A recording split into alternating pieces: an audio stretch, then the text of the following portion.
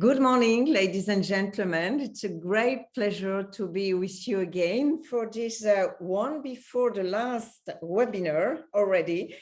Since the 20 September, the platform Biology has been running a series about equality issues in science.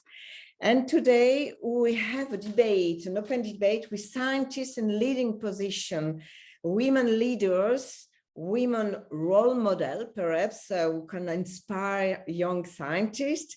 And to introduce the theme, I give the floor to Astrid Auberson from the organizing committee. Thank you, Romaine.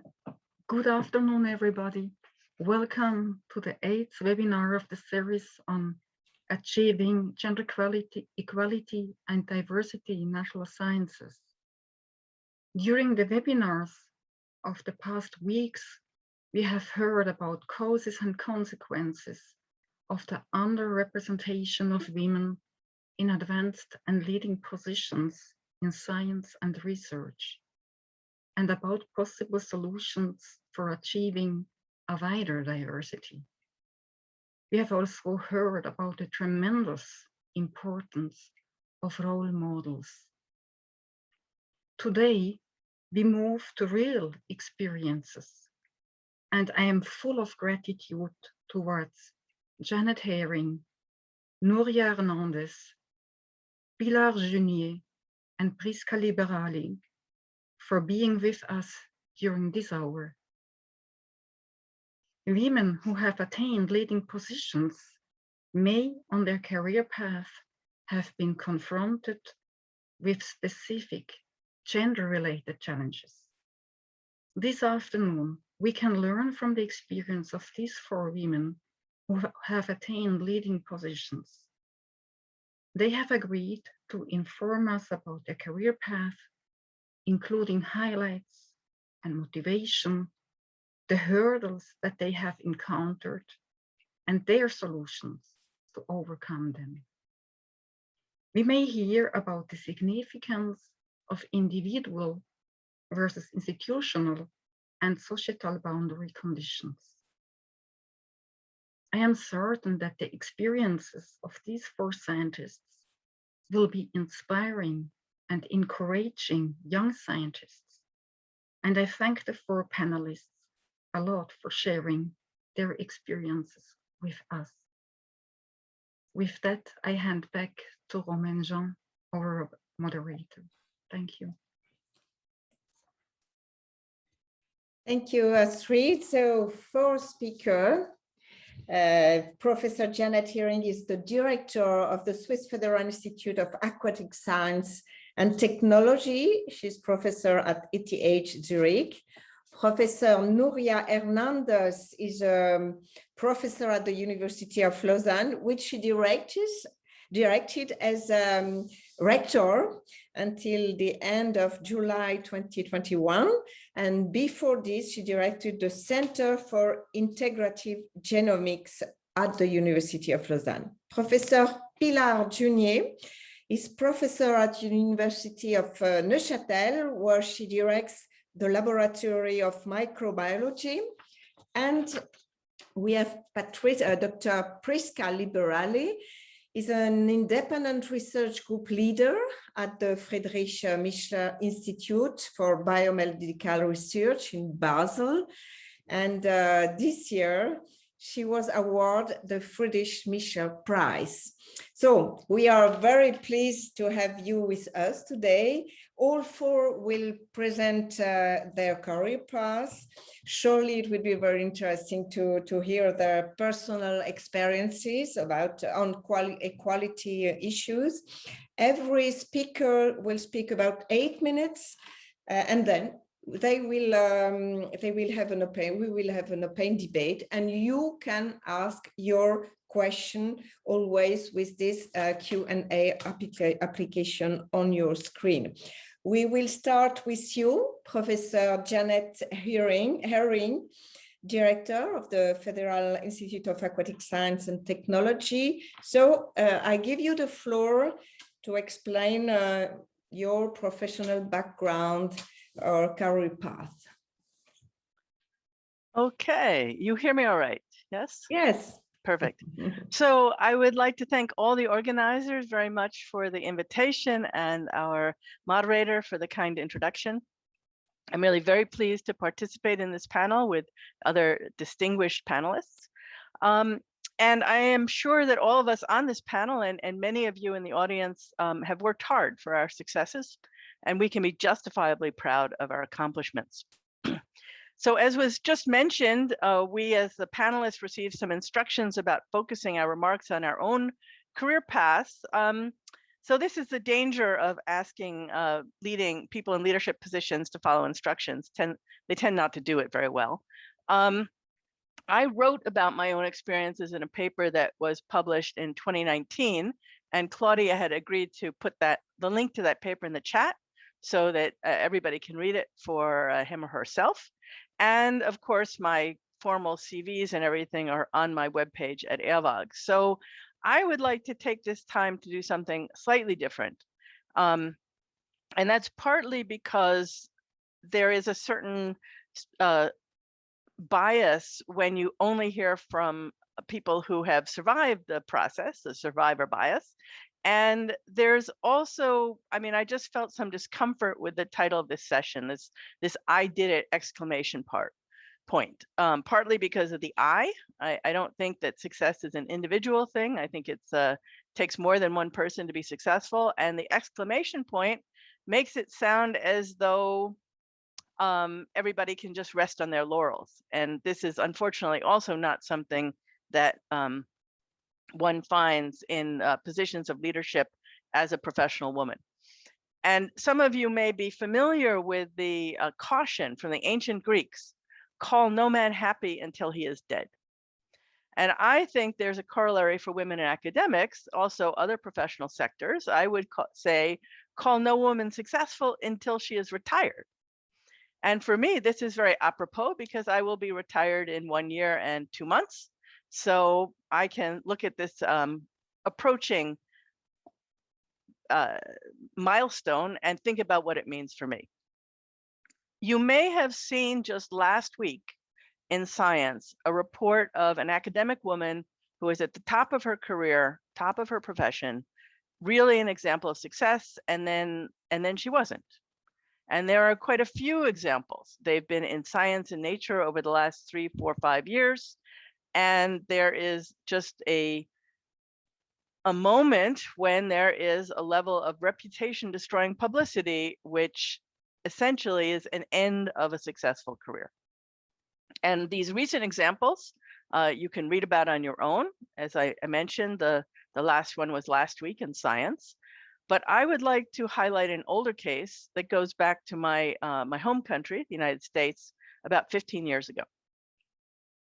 So this example is a woman who earned her bachelor's, master's, and doctoral degrees in electrical engineering from MIT.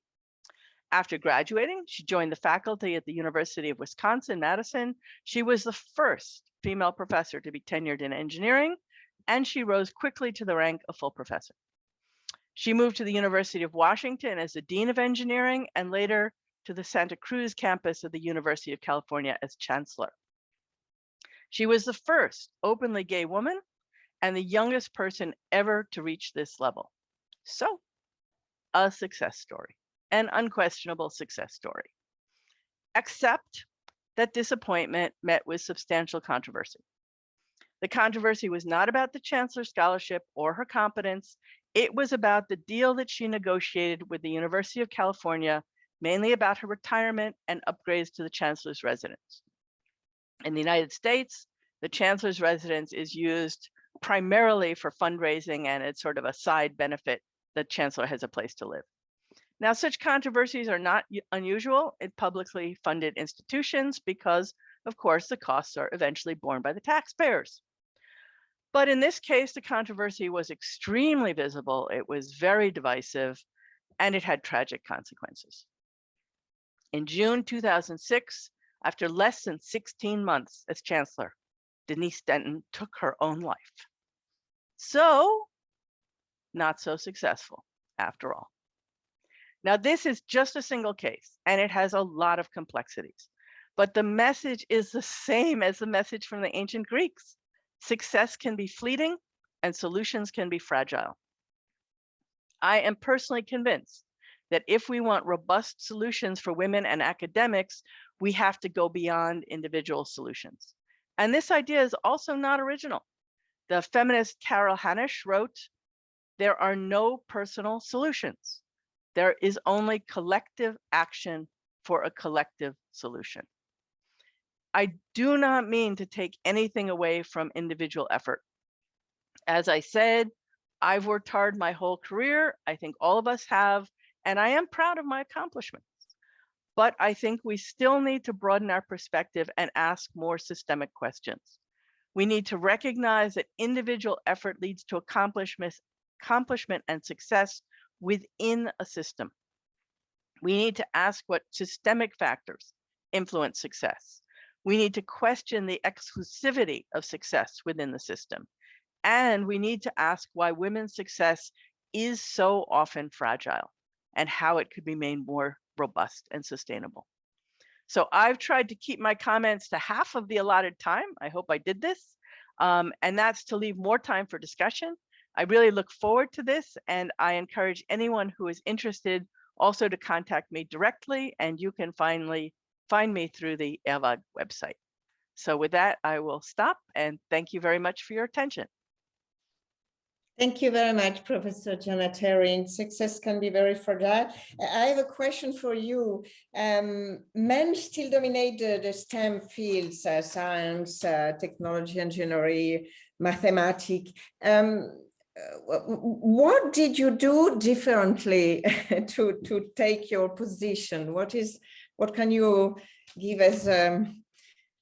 What is the explanation of your success? You are in a leading position at the ETH, and what have you done? So again, it's hard to talk about this without sounding like one is belittling one's own success. And I don't mean to do that. But there were points at which I was just extraordinarily lucky. And one point was that when I was finishing my PhD at MIT, the director of Eawag at the time, Werner Sturm, he visited my PhD advisor, who is a friend of his. And we all had lunch, everybody together. And we went around the table and we said what we were doing. And I said, well, I'm just about finished with my PhD. And Werner said to me, oh, good, come do a postdoc with me in Switzerland, right? Lucky. And that, I have to say, made a huge difference. I mean, it made a difference in my whole career. I went abroad, I had an international experience. I met a lot of people coming through Eawag, and then I went back to the United States to continue my career. But when I was thinking of coming back, I was feeling that I could do that because I had already lived in Switzerland. And I think the people who were on the other side of this also felt some level of comfort that they knew me, even though it was a long time ago, and they knew that it wouldn't be a complete shock for me to come into this system. And this is the kind of thing that just happens. I think we tend to underplay the role of luck. I have to say also, I had terrific people that I worked with, very, very generous people. And I've tried to do that in my own career to open opportunities for others as well, because it was such a benefit for me. Thank you. So we will listen now to the experience, the career path of Nuria Hernandez. The floor is yours, Professor Hernandez. Thank you so much. Thank you, Janet, for a very inspiring 4 minutes. Too bad you didn't take the full 8 minutes. I will also, I think I will start, one of the questions we were asked was, what were the challenges we encountered? And so I think I will start with this, because in my personal case, I think there were 2 challenges, and I've seen at least one, actually both of them, in many young women today. So I don't think it was just, when I was young that this was a problem. I think it still is a problem. The first one is self-confidence. I think, especially when I was young, I always had the impression that I was doing things that I was not really supposed to do. And when I mentor young women who are doing their PhD or things like that, I think they often have this feeling also, although they don't express it that way, but really it is what the problem is. And for that, I would like to relate very quickly the story of Rosalind Franklin, who basically did all the experiments that allowed other people to solve the structure of DNA. And then when came the time to give a Nobel Prize, then the people who solved the structure got the Nobel Prize, but she was not included because even though she had done the experiment, she didn't solve the structure. And Francis Crick, who was one of the Nobel Prize winners, then wrote something about Rosalind Franklin, which I found very interesting. He said that he thought there was a very subtle gender effect in that Rosalind Franklin was under pressure to prove that she was a serious scientist since she was a woman. And so for her, she thought that the only way she could solve the structure of DNA was through mathematics. That was the only serious thing she could do. And as a woman, she had to show that she could do that. What the people who actually solved the structure did was to cut some little cardboard pieces in the shape of the bases of DNA and just play with them like with a puzzle to see how they could fit together. And that's how they came with an extremely important part of the structure, which is that A goes with T and G guanine goes with C. And I thought when I read that from Francis Crick, I recognized myself in this need to always prove that, yes, you can do it, and you can do it the very scientific way, even though you're a woman. So I think that was one of the challenges. The other one is also, I think, common to many women. I mean, most women in science do not want to go through life alone. They want to have a partner. In certain cases, they want to have children. And that means a dual career, usually, because most women in science meet men in science, whereas many men in science meet women who do things that are completely different. And so, so then the difficulty is, of course, to do a career when you're two people, when positions for two professors at the same place are extremely rare. And in that, I was extremely fortunate simply to meet my partner, my husband, who is somebody who was not ready to compromise. So for him, it was absolutely obvious that if we moved from one place to the other, each of us had to get a job that matched our competencies, and that none of us would basically give up on having a corresponding job just so that the other one could get the job he or she wanted. And I think, again, that is something I see in young women all the time. I mean, their husband or their partners get a good job in some, country, some city, and then they go anyway. And then once they are there, they try to find something. And in very many cases, they don't find the same kind of job that they could have found if they had looked independently. So I think that's one of the big challenges also. Okay, so very quickly through my career, I studied biology at the University of Geneva. I did a diploma. It was more or less equivalent to a master. And then I went to Heidelberg to do a PhD. And I just want to say, why did I go to Heidelberg? After I finished my studies at the University of Geneva, I was walking in the street and suddenly I met my math teacher from high school. I hadn't seen him in 4 years because I had been at university, and he tells me, Nuria, how are you doing? And I told him, well, I was interested in doing molecular biology. And he immediately gave me the name and address of his brother, who happened to be a physician working at the University Hospital of Geneva and also directing a research group. And he told me, go see him, you know, before you do it, you make any decision. So I went to see this person, and he was adamant. He told me, if you want to do molecular biology, get out of Switzerland or get out of Geneva anyway, go somewhere else, go to a good lab, well connected, and do your PhD there. And I listened to him. And so I went to Heidelberg. That was a little bit by chance, but I went to the laboratory where the PI was well connected, had a network, and had worked for several years in the United States.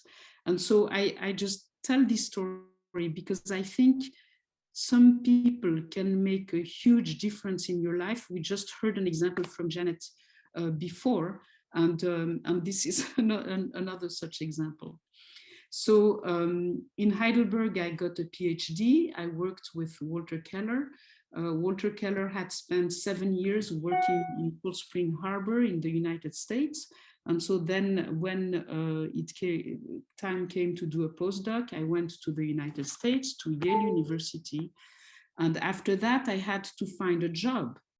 And as I said, I always had a self-confidence problem. But at this point, I thought, okay, I'm going to try to get my own research group. If I fail, too bad. But if I don't try, I will never forgive myself. I have to at least try.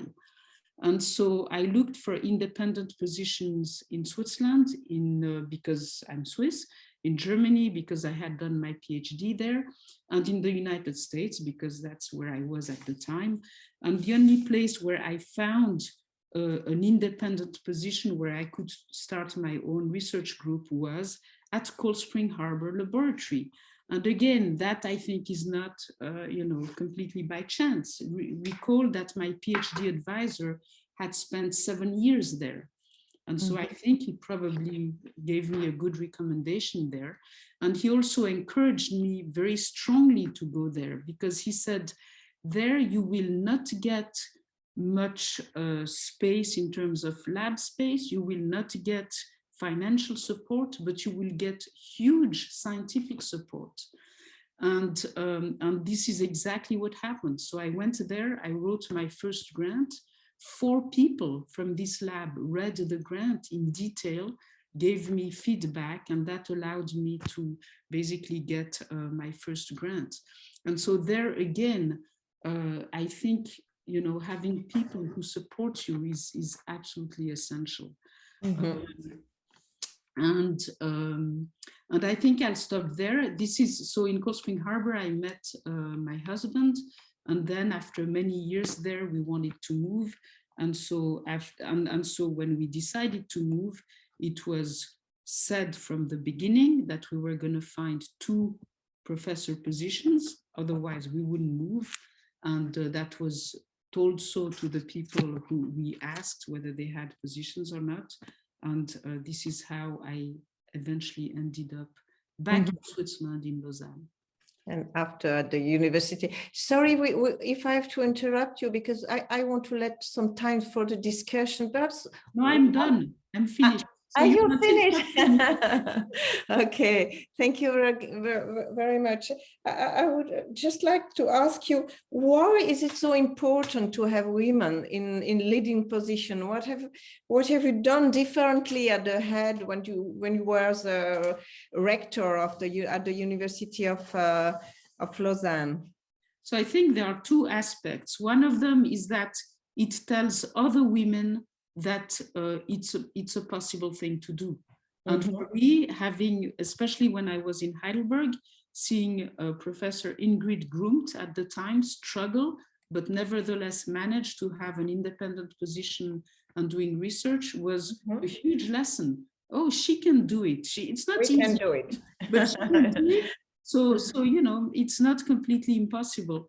And the other thing is, I think mixed teams, men and women, work better than teams that have only men or that have only women. And so it's good to have women in some top positions simply because they give the diversity. They give a view of, they give diversity, and they also give a view that is not necessarily the same as what a man would give as a view. But I think what Janet pointed out before, that women in high positions are extremely vulnerable because I think they are treated differently than men. This I think is absolutely true, absolutely true, and it's something that is not talked about much, but should be talked about. So diversity. Thank you very much. So we will listen now to Pilar Junior from the University of Neuchâtel. You have the floor. Yeah, thank you. Also, Janet, I wanted to thank all the organizers, and I think Janet and Nuria made my job a bit difficult because, of course, I don't want to repeat what they said, and I'm definitely not resting on the fact that I have a position. I work really hard, and I believe also that you should be afraid of confirming this bias of the survival, because it's true that if you only hear stories that look bright, then you think your story cannot be like that. But then what I wanted just to say is I'm actually not Swiss, I'm Colombian. So for me, there was no choice. So when I finished my studies in Colombia, if I wanted a career, scientific career, I had to leave the country. There was no question about it. So for me, many of the things in my life, if I reflect back, are just simply I didn't have a choice. So I had just to move forward because I was educated in a way in which when you fail, you have to learn to stand up and try again. And I agree with Nuria. I'm actually when I was trying to think what was the worst or the hurdle in my career is I also have a lot of self-doubt. But then I realized that the only way to learn to deal with that was to expose myself even more and to accept that rejections are part of life, that not everything is traced in front of you, and sometimes you have to jump in this unknown. And in my case, it was really from day one simply because in Colombia, you couldn't have an academic career. And surprisingly, actually, most of my professors at the university were women. So I think that's also, this bias is quite specific to certain regions, and it depends a lot on how you perceive a professor, which in Colombia, for me, a professor was always someone that will love to teach, and I actually love to teach, and this is one of the main motivations for me to be a professor, is that I can really go and teach the students, I can interact with them. Now, another element, because I also want to give enough time, that I wanted to mention is, of course, I agree with Nuria, not all of us want to have a family, not all of us want to have a partner, not all of us have the same expectations in our personal lives. But in my case, I wanted to have a partner, I wanted to have children, and I was extremely shocked and surprised of how difficult this is in Switzerland. When I got pregnant the first time, I had probably some of the worst comments I have ever heard about, so you are quitting academia, so you're stopping working. Why didn't you wait until you were unemployed to be pregnant? So the reality is I have 3 boys and I'm happily married. And I'm glad that I didn't let that stopping me from developing the family I wanted. But I also had to admit that I was terrible when I had my first child. I don't know how my husband survived me because I wanted to do everything. I wanted to be a super mom, a super woman. And then I was definitely not a nice person at the time. And I had to learn to give him a space for helping me because I was not able to do everything. And also accepting that you don't need to be perfect on everything is for me was very important, but it was difficult. And the last point I wanted to make before I stop, and then we have enough time for discussions, is that I agree with Nuria in also one point. I think you have to have more diversity in decision, in deciding positions, but at the same time, then you also have to agree on accepting these positions. And I have the impression that, especially at the beginning, I was very happy to complain about things that didn't work, but I didn't want to take the job of making them change. And then at a point, I had a discussion with a colleague who told me, okay, if you are really so unhappy with this, you should accept to be the president of that program and change it. And then I realized that he was right. I had to take that leading position. And I think accepting to take these leading roles, and of course, you know that you will expose yourself. As I said before, that's not easy. You will expose yourself through your career, basically. Anytime you send a paper, you send a proposal, you're exposing yourself. And you do it even more when you take these leading roles. But it's really important, because if you want to change things, you have to change them from inside and not from outside. I think it's important also to accept this burden. And the very last point is, when you ask what would be a motivation, I must admit that I think I love teaching, and I feel true to myself in the position I am now. I feel that I'm really happy with what I do, and this is the motivation, my main motivation to continue my work in academia. And as Nuria said, if I would have started my group and I would have felt that I had to compromise myself or being unkind or being not a good person to others, then I would probably have stopped. But I'm lucky to feel that that's not the case at the moment in my life. So I feel that this balance is very important. Thank you very much, Professor Pilar Junier. So when I ask you what do you expect to change to the current situation, it's probably the family politics in Switzerland, childcare, and again, for me, the problem with that, when you discuss about family issues in Switzerland, is that the answer typically is, yeah, but not all women have children, so it cannot be the whole explanation. And that I had that answer since 7 years, I think. But I think at the same time, it is a reality when you are pregnant, and the first person that knows that you are pregnant is the director of a crèche, so that you have a place. There is something fundamentally wrong with that. I had comments like in Neuchâtel, for example, kids go for lunch at home and I work the whole day. So for me, it was simply not possible. And I remember the director of one of these structures, parascolaire, she told me, yeah, you just have to stop working, lady. And it was really this expectation that I have to be home at lunchtime, which I couldn't fulfill, simply physically, I couldn't. So that was for me a bit difficult, and I must admit that is a fundamental issue that should change, because at the same time, as I agree 100%, I was not living for having children. I just wanted, if they came, it was all the best, and I'm happy that I have the family I have, but I wanted to have the choice. And I still respect women that have the choice, that wanted also to work part-time. That's also difficult structurally, because many women prefer to work part-time, or even men prefer to work part-time, and then accepting this share of the load is not that simple in Switzerland, and that was a surprise to me, I must admit. Thank you. And we listen now to Prisca Liberali. You have the floor. Hi, thank you very much for the invitation, and it was great to hear all the three talks before me, and so I will also try not to repeat and have enough time for the discussion. I want first to thank Pilar also on the discussion on the children, so I won't touch on it, but I completely agree. I have 2 small children, and when visiting time is between 1 and 3 on a Wednesday or a Thursday, it's very hard to combine it with anything else. And when the room is full of moms, and rarely there are dads in there, it also makes it hard to convince your own husband to go, because it always feels the different person. But the thing I wanted to mention for me is so I'm a chemist as an origin. I'm Italian.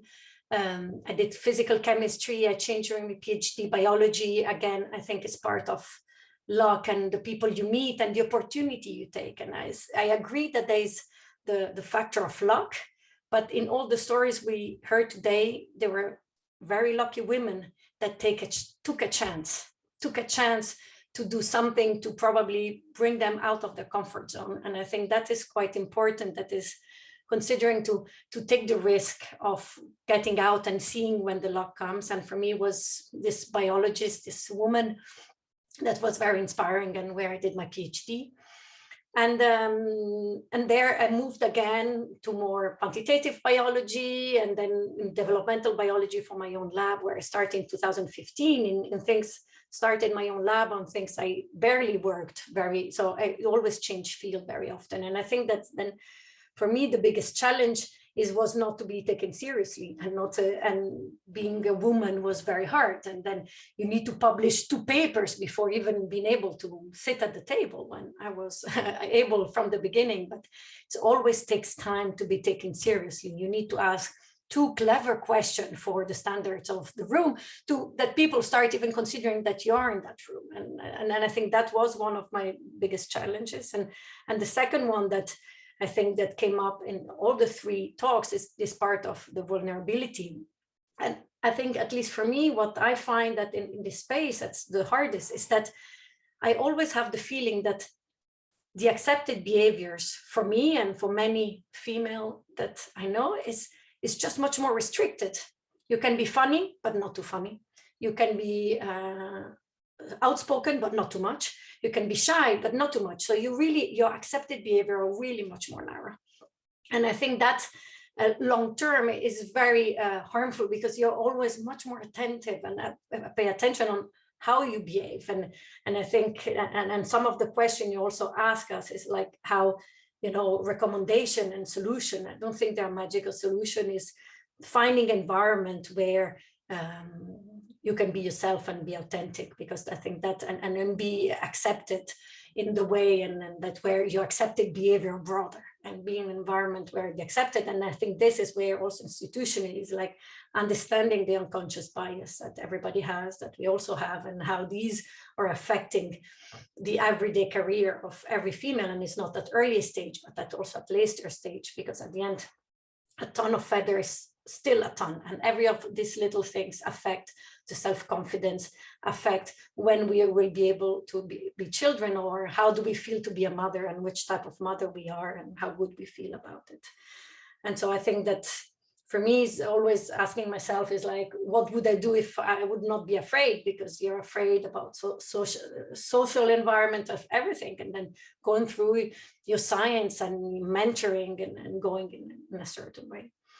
And the last point I just wanted to address before we start is, I think in the last weeks, there have been, especially also on Twitter, a lot of females that during COVID stopped their lab, especially junior faculty. And I think this is a very important aspect, because these are women that made it, found a faculty position, and during COVID was absolutely unsustainable. I don't think there has been support enough for people that need to homeschooling, that have pulled positive tests. And I'm not speaking only for female, but for main caretaker, that is also men that support their own wife, because, to have another aspect is the environment you choose is also the husband you choose. And normally, and as I think Nuria was saying, there's a lot of statistics. Female in science have a partner in science. My partner is in science. And also to go back on what Nuria said on the moving, to be able to have the 2 careers, I commute 1 hour 40 a day. I have the small children, they're in Zurich, and I work in Basel. So I go to Basel almost every day, today not. But so I think that considering these aspects of family and main caretaker, especially during COVID, that has been an extreme problem. And there are statistics that are really not very helpful on female, and especially with children on a certain age. That is exactly when female go up on the job market, when the female get tenured. This is a very important part. And with this, I would leave to the discussion, that I'm looking forward to it. Thank you very much, Professor Picciotti. We know that it's very difficult for a woman scientist to be recognized or to be rewarded. You have been awarded. You got the Friedrich Michel Prize. Do you think that times are changing?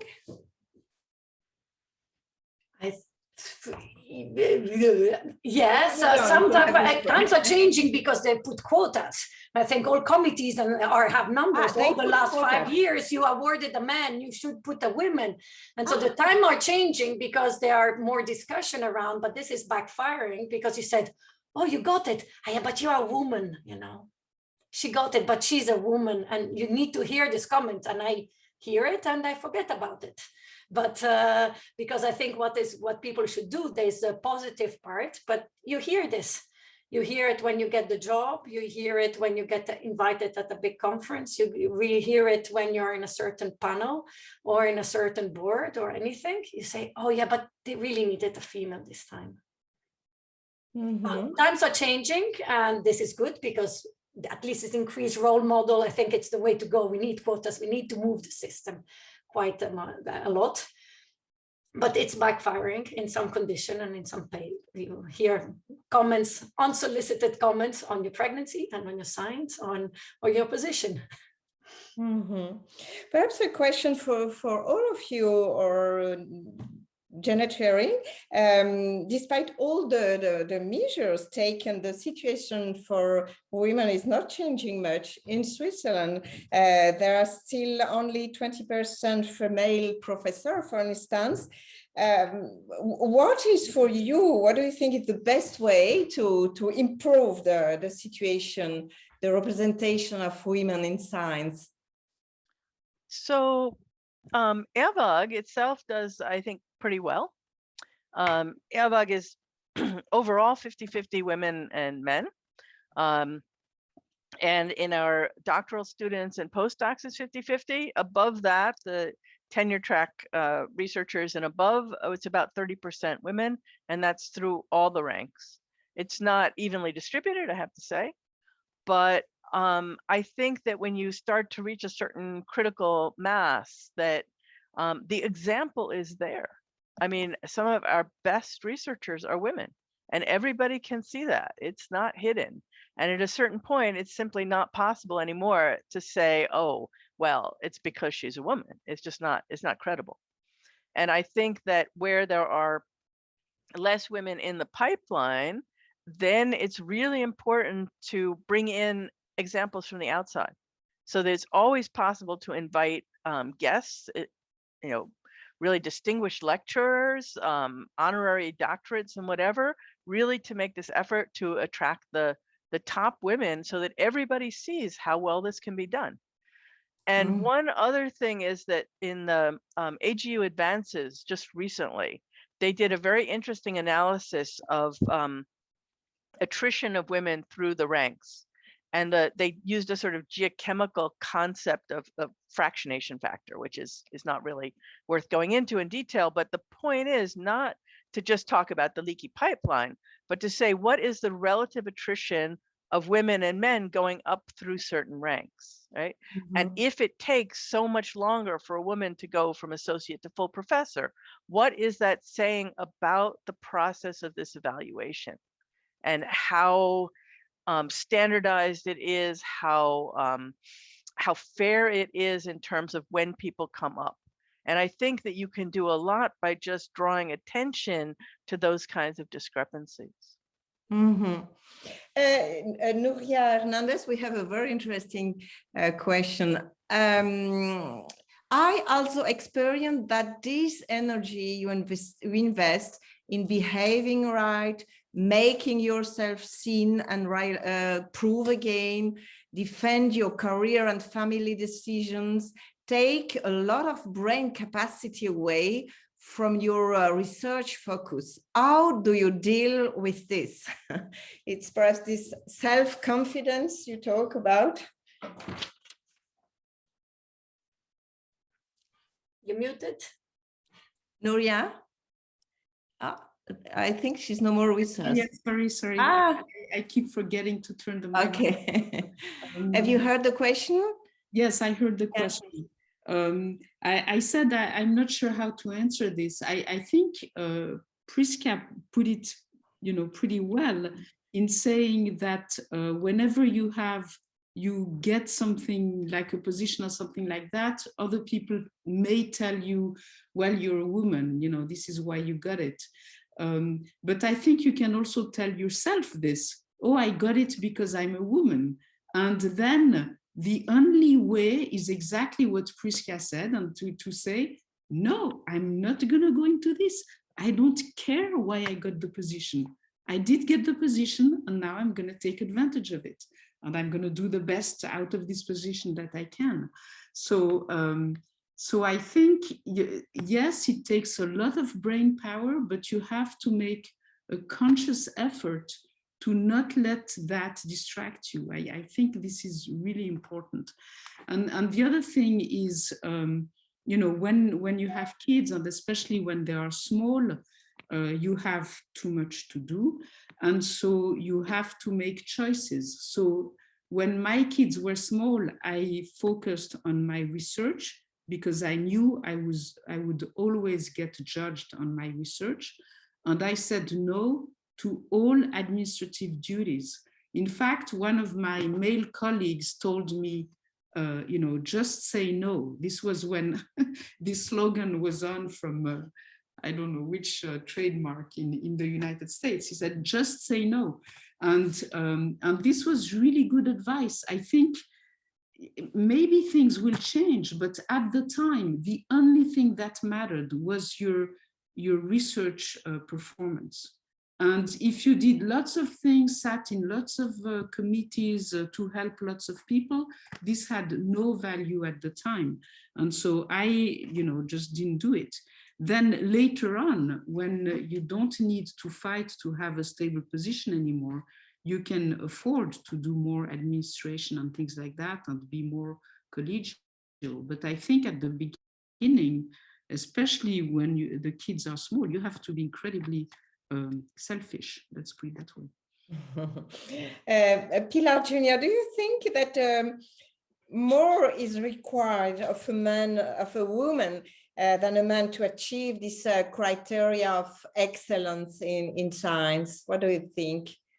Roman, I'm sorry to interrupt you, but I think Janet and Priska wanted to sure. point. They have their hands. I don't see Janet. Yeah, please. You have the floor. I was just going to go back to something that Pilar had said earlier about asking for help, and looking for support. I think one of the point that I was trying to get across in this lack of individual solutions or insufficiency of individual solutions and need for collective solutions is that we have to work together. And that also means that we have to talk to each other when, you know, when we're starting to feel uncomfortable, when we start to feel problems, when we start to feel a little bit like we're starting to sink under the surface. That's the time to ask, not when you're actually, you know, sucking in the water into your lungs. And I think that not only are women willing to help each other, but some of the men would also help, right? And we have to be willing to accept that help and to move together. Mm-hmm. Thank you. I have a special question for you, Pilar Junior. You talk about part-time not being an option for you. I think, said this follower, I think part-time is a problem for the career now, but if not only the women are working part-time, but also the men, the obstacle for the career would not be as high because women would not be competing against people who have twice as much time as them to do their job. Why is it so difficult to be considered if you don't work full-time? That is the problem, full-time. Okay, again, so there I will have to talk about the experience of my colleagues because I actually personally like working full-time. Because I'm hyperactive, so I really need to be overexcited. But I have many of my colleagues that would prefer to work part-time and spend, for example, one day in childcare, especially when they are small. And I think it's more that is quite problematic here. And again, I also agree that this is not a problem of women versus men. It's because I have male colleagues actually that face an even harder struggle if they say that they work part-time. So I think it's actually socially accepted as a woman that you work part-time. I had the opposite question, do you really work 100% with 3 boys? And so I think it's not as simple, as straightforward as a question as it looks like. And I think what is important is maybe, again, redressing the ways we evaluate people, as Nuria mentioned. It is hard if you at the end only judge in your productivity in terms of papers, but you don't judge other elements of things that we do naturally, like helping in committees and so on, then that also creates a problem in this tenure phase. And I think it's a problem that will be shared for people that work part-time, because definitely they had other priorities and they had put these priorities ahead. So One question I have is just to, if I can ask sure. on this, is I have a very good colleague and friend of mine that works in Cambridge. She struggled very much in the end of getting 10. She decided to work 3 days a week, and she was never as efficient. Now she worked 80% and she's the happiest person, extremely efficient in publishing, getting grants, supervising students, but she needs this 80%. And it works really well. I think we should take away this. And I think for men working part-time is much worse almost, because if they come up and ask for part-time, and I think there is where social part, we should be accepting on how different people have different amount of energy. And as you say, and being able to put it, and this is going back, because I think we are going around the things. It's like, what could be some structural changes that at the end really help us, and that would have helped us as a community, because every example is different and we all find a way more or less, and are the positive examples, but what are the things that could help on the structurally for the unconscious bias and for a lot of different aspects that where we get evaluated? Because to go back on the excellences, I think the problem is that excellent is defined in male traits. It's gendered. It's gendered by definition, by any definition you see, it's a gender biased term. Perhaps for you, Professor Nuria Hernandez, you was a rector at the University of Lausanne since July. Have you introduced changement or structural changement to improve the representation and the situation of women at the university?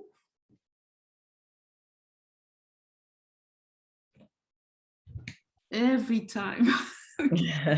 Sorry.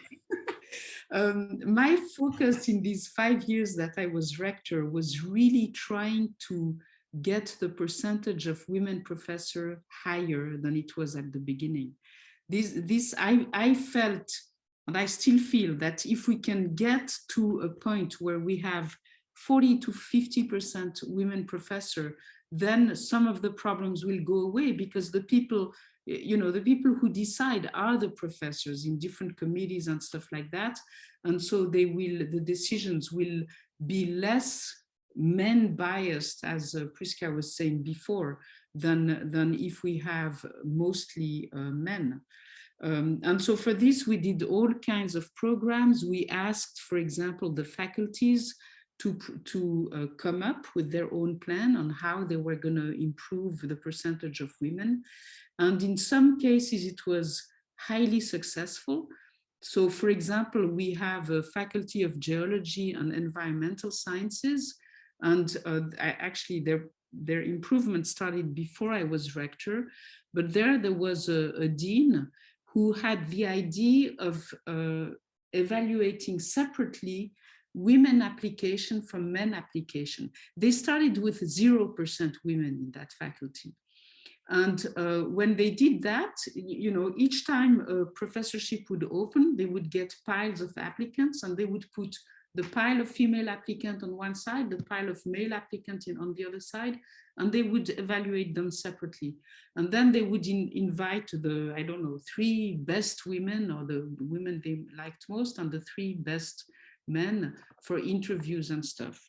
And this has resulted in the hiring of many women in that faculty, which, so from 0% to something was an infinite increase in the percentage of women. And so we've, other faculties have started to do this, and this seems to be a really efficient method. And one might wonder why. Why does it make such a difference to simply look at all females applications separately from all male applications? And I'm not actually sure, but it does work. And so this was one of the ways to improve things. But I mean, there is a long way to go. First of all, it's extremely slow, because when one is professor, it's for life. And so until there is another professorship opening, you have to wait. And some faculties are extremely conservative and will, they don't think it's bias, but I still think that in some faculties, they always, end up choosing the men in primo loco and the woman in secundo loco, and you wonder why. So it's really slow, but I think there is progress. There is, you know, if we look at tenure track professors, the percentage is probably now close to 40%. If you look at all professors, it's about 20%. So there is some improvement. Some improvement, but very slow, perhaps motivated. Women expect more radical solutions as the quotas, perhaps. Who wants to answer about the quota? Well, actually, I'd like to say something that's not exactly in the quota thing. We have a program for women returning from maternity leave that I think is very successful for us. I actually borrowed it from the University of Basel and adapted it. And the idea is that before a woman goes out on maternity leave, she writes a very short proposal to our directorate to say, you know, what would she do with, it's essentially about 20,000 francs, right? And all we say is, you want to use this money so you can delegate work that can be delegated and that you can focus on the work that you need to put priority on, right? When you come back, you're going to have a lot of demands on your time. Don't waste it. And this does a couple of things. It makes the women think, even before they go out on their maternity leave, of what is really the critical aspects of their job that they need to focus on. It also sends a message to those women and everybody else who works at Eawag that we want these women to come back, that we value these women, we value their contribution. And I think something like that, which really kind of just nudges people in the direction of thinking, what's really important in my job and what can I delegate? It makes a difference, I think. And so I'm pleased with that. I think it also works well at Uni Basel, and I would encourage other places to think about comparable kinds of programs. Can I ask a question on this, on a similar, because I was thinking, because part of the job can be done delegating at work. Part of the job can be done delegating at home.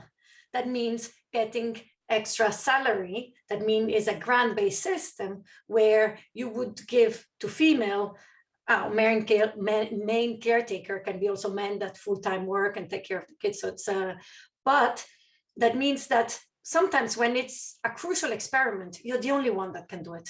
When it's the moment you need to focus and finish this paper, it's very hard to delegate.